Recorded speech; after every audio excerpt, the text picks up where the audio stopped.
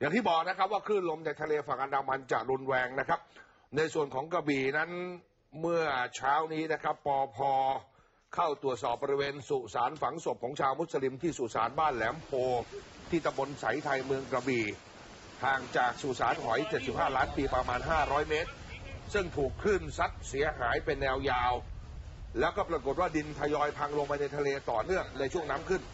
บางจุดเหลือแค่1 เมตรก็จะถึงหลุมฝังศพซึ่งชาวบ้านพยายามจะร้องขอให้เจ้าหน้าที่เร่งเข้าไปซ่อมเพราะมันจะถึงหลุมฝังศพเนี่ยนะครับแต่ทางปภ.กระบี่เถลิงศักดิ์ภูวยานพงศ์บอกนะครับว่าวันจันทร์จะเสนอเรื่องต่อผู้ว่าเพราะถือเป็นเรื่องเร่งด่วน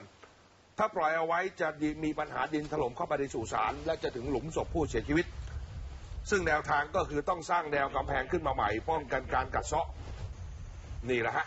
แต่ไม่รู้ว่าจะทันหรือเปล่าเพราะพรุ่งนี้ถึงจะเสนอกับผู้ว่า